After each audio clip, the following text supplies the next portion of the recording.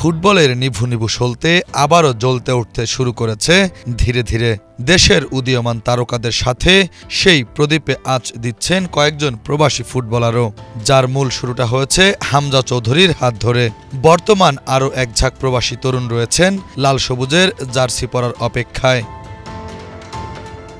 বিশ্বের সবচেয়ে জনপ্রিয় খেলা ফুটবলে বাংলাদেশ একেবারেই পেছনের সারির দেশ।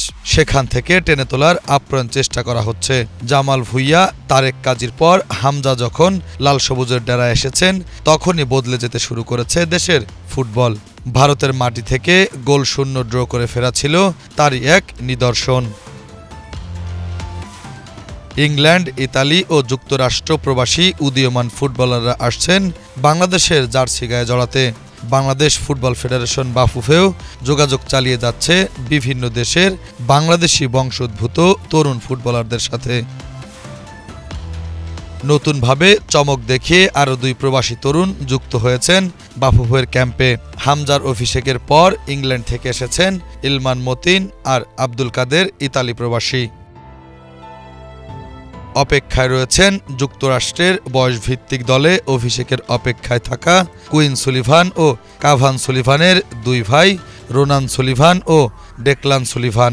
বাফুফের তথ্যমতে তারা ফিলাডেলফিয়ার একাডেমিতে রয়েছেন। এই দুজনকে বাংলাদেশ জাতীয় দলের জার্সিতে খেলানোর জন্য চেষ্টা করছে বাফুফে। আর ফাহমিদুল তো মন জয় করে আবার ফিরে গেছেন।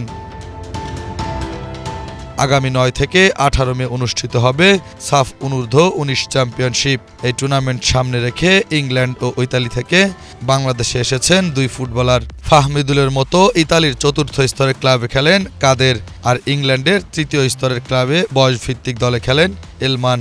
সাফ অনূর্ধ্ব 19 টুর্নামেন্টের 35 জনের তালিকায় রয়েছেন কাদের ও এলমান। 2013 সালে জামাল ভুঁইয়া প্রথম প্রবাসী ফুটবলার হিসেবে বাংলাদেশ জাতীয় দলে খেলেন। এরপর তারিক কাজী, রাহবার খান, কাজেম শাহ, হামজা চৌধুরী বাংলাদেশের জার্সি পরেছেন। এরপর একে একে আসতে পারেন ফাহমিদুল ও সুলিভান ব্রাদারের মতো তারকারা। সবাই যদি জ্বলে উঠতে পারেন, তাহলে নিঃসন্দেহে ফুটবলের সেই হারানো দিন আবার ফিরে পাবে বলে আশা করছেন ভক্তরা।